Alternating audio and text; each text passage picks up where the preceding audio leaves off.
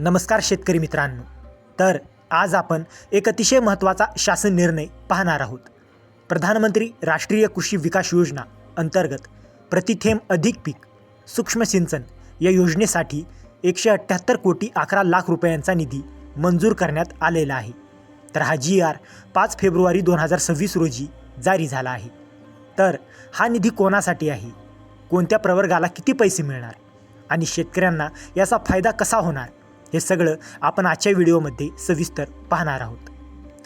तर हा शासन निर्णय कृषी, पशुसंवर्धन, दुग्ध व्यवसाय विकास व मत्स्य व्यवसाय विभागाचा आहे. दिनांक 5 फेब्रुवारी 2026. हा GR सन 2025-26 या आर्थिक वर्षासाठी लागू आहे. तर योजना काय आहे, तर शासन 2015-16 पासून प्रतिथेंब अधिक पीक म्हणजे सूक्ष्म सिंचन ही योजना राबवत आहे. या योजनेचा उद्देश पाण्याचा कार्यक्षम वापर, ठिबक सिंचन व तुषार सिंचनाचा प्रसार, कमी पाण्यात जास्त उत्पादन, शेतकऱ्यांचे उत्पन्न वाढवणे. ही योजना आता प्रधानमंत्री राष्ट्रीय कृषी विकास योजना म्हणजे PMRKVY या योजनेअंतर्गत राबवली जाते. तर एकूण मंजूर निधी पाहूया. तर या GR नुसार एकूण मंजूर निधी 178.11 कोटी.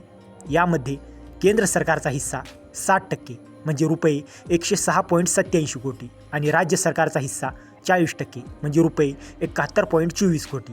हा निधी आयुक्त म्हणजे कृषी पुणे यांच्याकडे वितरित करण्यात येणार आहे. नंतर प्रवर्गनिहाय निधी वाटप पाहूया.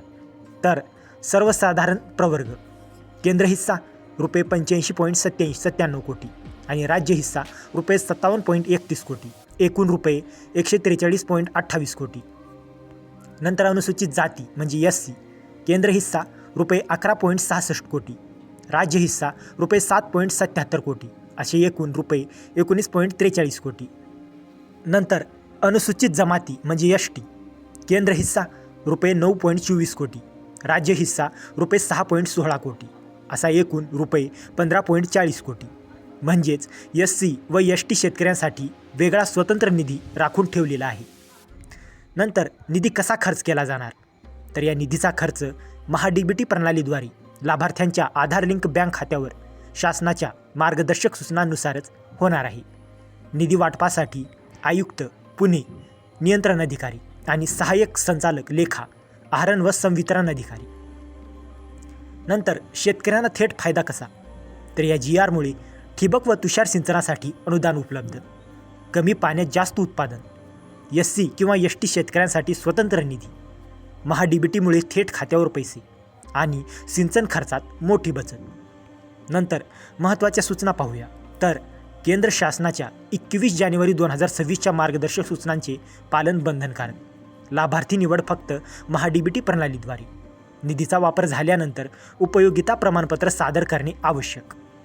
तर शेतकरी मित्रांनो, हा होता 5 फेब्रुवारी 2026चा महत्त्वाचा GR, जो सूक्ष्म सिंचन करणाऱ्या शेतकऱ्यांसाठी खूप फायदेशीर आहे. तर मित्रांनो, जर तुम्हाला या GRची PDF हवी असेल तर डिस्क्रिप्शनमध्ये आपल्या टेलिग्राम चॅनलची लिंक दिलेली आहे. तिथे जाऊन तुम्ही या GRची PDF घेऊ शकता. आणि हा व्हिडिओ उपयुक्त वाटला असेल तर व्हिडिओला लाईक करा, शेअर करा आणि अशाच महत्त्वाच्या GR अपडेट्ससाठी आपल्या चॅनलला सबस्क्राईब करा. तर मित्रांनो, भेटूया अशाच एका महत्त्वाच्या पुढच्या व्हिडिओमध्ये. जय हिंद, जय महाराष्ट्र.